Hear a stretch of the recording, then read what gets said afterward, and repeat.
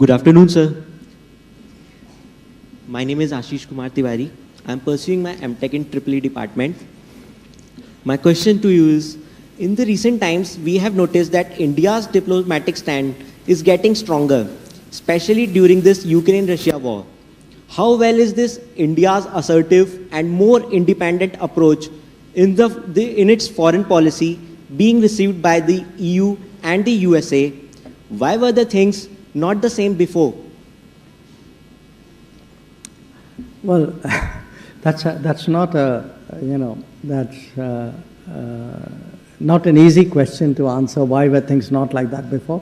But I tell you very honestly, it's not like we one day woke up and said, okay, from tomorrow morning we're going to be assertive.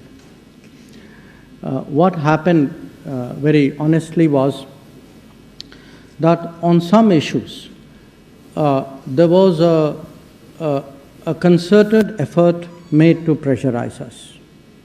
A lot of it came from the media, international media. Some of it came from other governments. And, when you have that kind of situation where others push you to do something which you do not believe is in your interest, or to make a choice which you do not agree with, or to forego a choice which you do not wish to do, you have to decide what is the best way of dealing with those kinds of pressures. It's natural inclination to first say, okay, let me try and explain, let's be tactful about it, maybe they will understand. Then at some point of time you realize that, no, they know exactly what they're doing. If they are saying something about you, it's not like they have a different set of numbers. They have the same set of numbers that you do. So I think at that stage it's important to speak up. So I'm not, I am honestly not a combative person, but I also am a person who believes that when I have to draw a line and say what I have to say, I would be prepared to do that, because I think the interests of the country require us to do that. Thank you, sir. The final question is from Professor Palash Ghosh.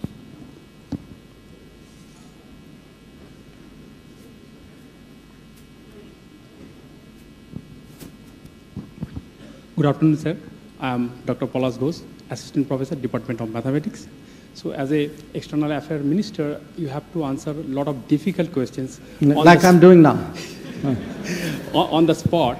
And some of the questions are very sensitive in nature, considering the geopolitical issues and all those things.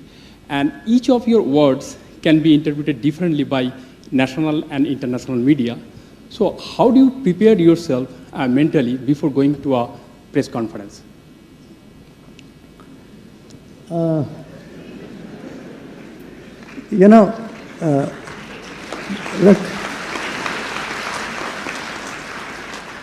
this answer is actually going to scare you, and I hope you don't lose confidence in me. Most of the time, you don't actually, consciously prepare. Meaning what happens? This is something we do as a routine. Even you keep discussing, you keep engaging. And it's not just me. I have after all a spokesperson of the government who works in my ministry. They have a briefing, so you keep, I would say, like net practice. You keep discussing things. If they ask this, what would you say? What is the messaging we should put out? What is it we should not say? Exactly what you said. How would we be read here? But at some stage, if you've done enough of it and you have a sort of aptitude for it, you have internalized it so deeply that it's a instinctive response. So there is something there. There is a training, There is a experience. There is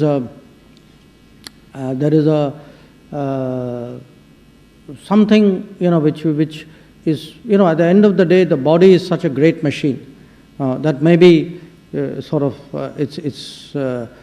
got assimilated out there. So often I would say when I think back at some of the difficult situations, typically there would be about 70–80% in any situation which you would have anticipated, you would know. Because it's not like you walk in without preparation. You know, ideally, I would like to, ideally I would have liked to know what all you guys were going to ask me today, ideally. But often, I would say 10% would take you by surprise or would come at you from an angle you haven't thought. And that's really where your instinct and your experience comes in.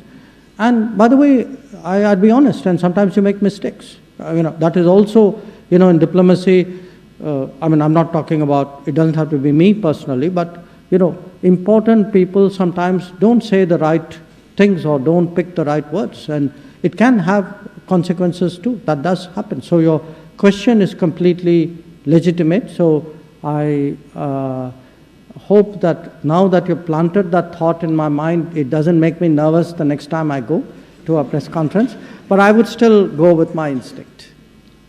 So thank you. Thank you so much.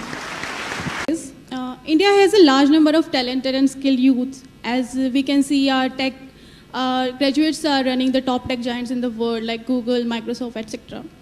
So sir, I would like to ask, what effective measures will help to retain the talent in our country in order to realize our dream of India becoming a world leader or Vishwaguru?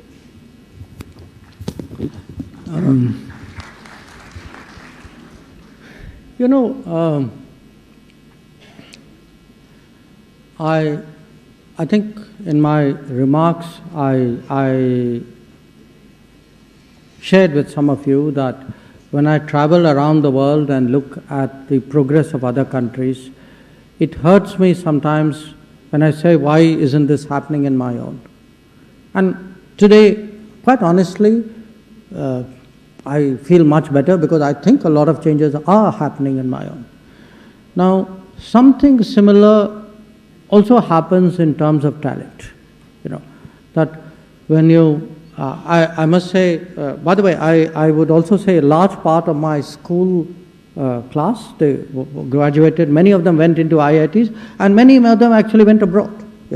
So now that at this age and stage we all have a WhatsApp group, we are all trying to locate each other, and I'm actually quite amazed how many of my classmates lived abroad. Now, it happened to, I'm not saying it's a bad thing. To my mind, people who go abroad have actually been an enormous catalyst of change in our country. I'm not talking because they remit money or because they, inspire us. Because we Indians are family oriented, even those Indians who go abroad stay in touch with their families at home. So for every one person out there, 5 others have some connectivity and some influence, and we keep talking to people. And so there's actually, it's very non-quantifiable, but the Indians abroad actually have been a very powerful force of change in India. But yet, your point, you mentioned, when Indians have done very well abroad in big companies. I think a large part of it is that the governance system in India did not steadily broaden opportunities, generation by generation. You have opportunities today, definitely more than I had. But if I were to say 10 years ago or 20 years ago, it was much less. A lot of what we are seeing now, what I hear, the whole idea of innovation, startup, even, and it doesn't need to be at a tech level. Even the idea that people who do informal jobs can actually get credit, can get financing, can get microfinancing without any kind of collateral. It's actually a revolutionary idea. In our country, people didn't do it. The banks actually would not look at a very large segment of our population. And that is one of the, when I spoke about those remarkable changes which you now assume is normal, this is one of the remarkable changes which has happened actually in the last few years. So I would say, to me, how do you create more opportunities? How do you promote? How do you encourage people to do more things and make businesses out of it? To actually, and a lot of what we are doing, the enabling E I spoke about. You know, if you have a drone policy, for example, you are sending a signal that, look, there's a whole drone domain out there in which you can make a living. If you have a space policy, you can do so. I think we are still evolving.